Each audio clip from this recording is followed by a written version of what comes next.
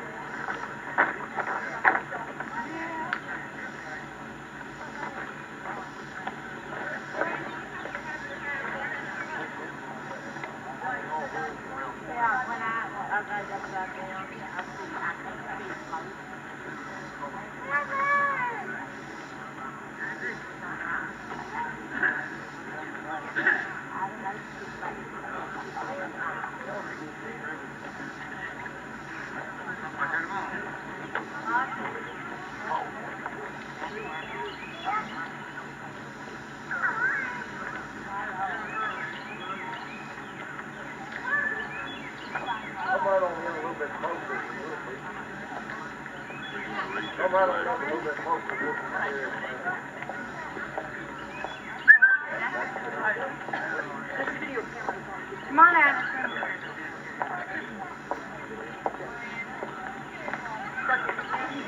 Ladies and gentlemen, thank you very much for being with us today in the hot, humid Kentucky summer. It's our pleasure to have you as our guest for our Founders Day. Some people ask what Founders Day is. It's our birthday. The 64th Congress, July 17, 1918, created Abraham Lincoln's Birthplace National Historic Site as a component of the National Park System before the National Park System was established. We're 1 month older than the National Park Service, which was created August 25th. So we're having a birthday party today, and we're very happy to have you all here. As you can see, we've got various exhibitors and pioneer craftsmen set up for your pleasure. They're probably going to be a little bit hotter than you all are today. We've got some quilts and crocheted items up under the eaves, and you're welcome in our visitor center to see our exhibits and watch movies. You want to cool down a little bit after this. But right now we've got the 15th Kentucky Volunteers. I told one of the guys, I said, now y'all are from Frankfort, right? He said, no, it's 15th Kentucky, which is all around this area. Bullitt County, up in Franklin County. It's Nelson County, it's going north.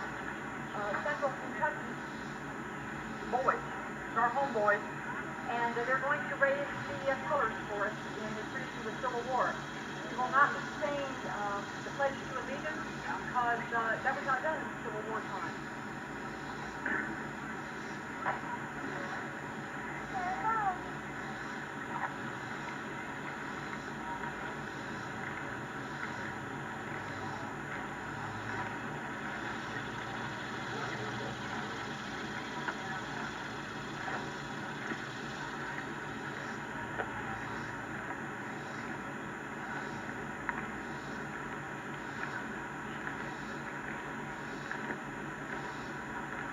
Come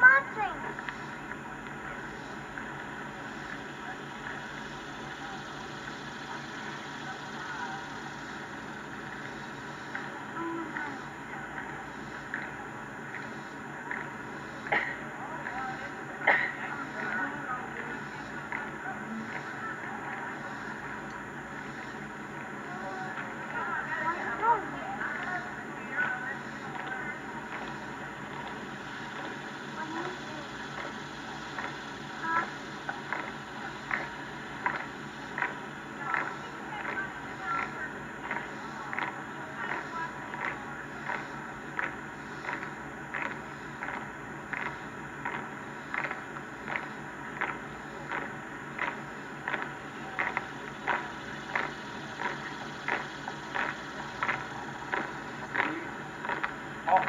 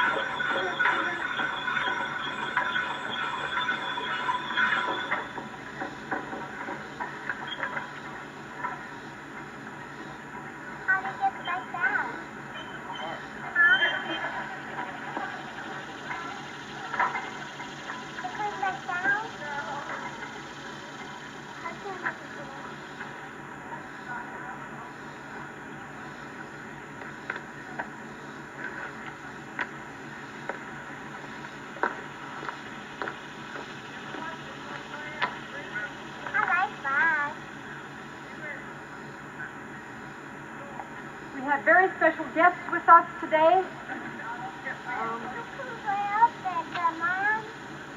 President Abraham Lincoln and his lovely wife, Mary Todd Lincoln.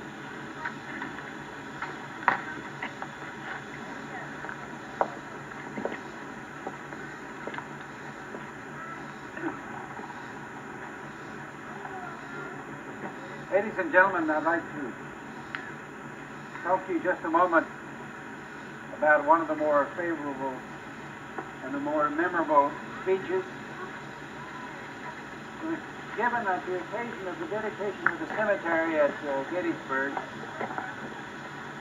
and it had a lot of history, a lot of concern on my part, because it went back to the days that I was reading about as a child, the days when Washington and his men at Valley Forge and other places carved a country out for us. And now I was concerned about this country being destroyed, being divided. That speech takes us back a few years into the history of the beginning of this country, because it was just 407 years ago that our fathers brought forth upon this continent a new nation, conceived in liberty and dedicated to the proposition that all men are created equal. Now we're engaged in a great civil war, testing whether that nation or any nation so conceived and so dedicated can long endure. We're met on a great battlefield of that war. And we have come to dedicate a portion of that field as a final resting place for those who here gave their lives that the nation might live. It is altogether fitting and proper that we should do this. But in a larger sense, we cannot dedicate, we cannot consecrate, we cannot hallow this ground. The brave men living and dead who struggle here have consecrated it far above our poor power to add or detract. The world will little note nor long remember what we say here, but it can never forget what they did here. It is for us the living, rather to be here dedicated to the unfinished work, which they who fought here have thus far so nobly advanced.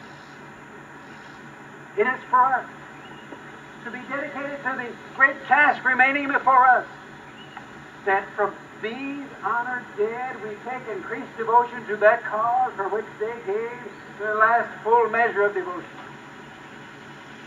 That we here highly resolve that these dead shall not have died in vain, and that this nation, under God, shall have a new birth of freedom. The government of the people, by the people, and for the people, shall not perish from years.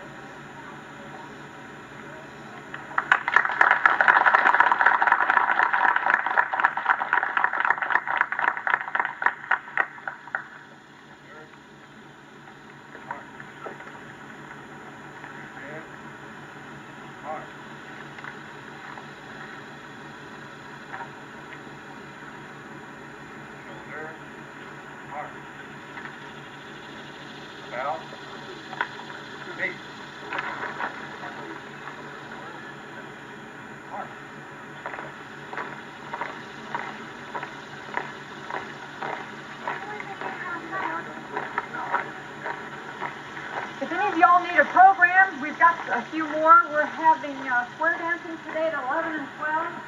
We're having a concert by Bluegrass Uprising. Concert by Bluegrass Uprising at 1 and at 2 right in this area. And Abraham and Mary will be around all this. They are wonderful horn players. They're from Franklin.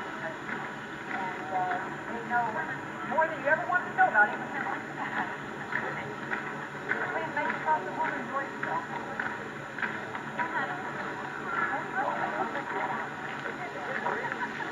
I guess so,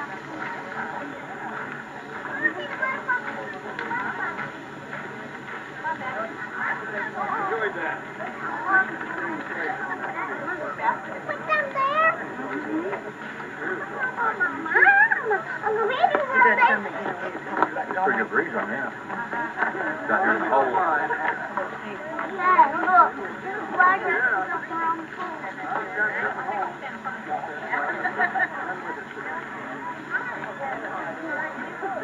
I don't know why, but it feels nice. This feels nice. Yeah. It is getting hot. How do you say? Pretty good. How are you? Enjoyed your visit. Thank you. Thank you. I really heard the speech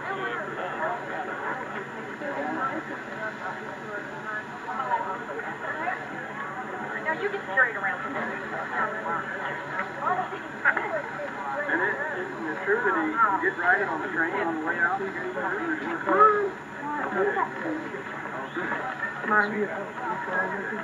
I'm going to get a picture of y'all. Oh, go ahead. Okay. There's lunch. Gumby here. Mr. Gumby. What do you think?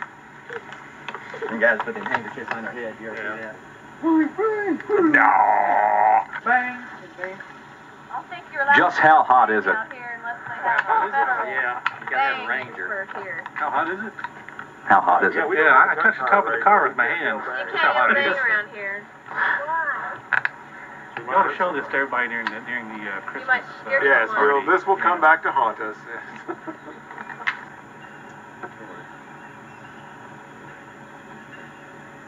Ooh, look at the arty shot.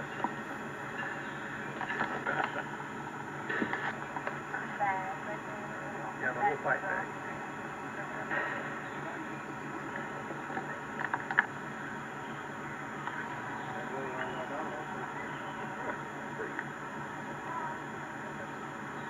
Yeah, get it.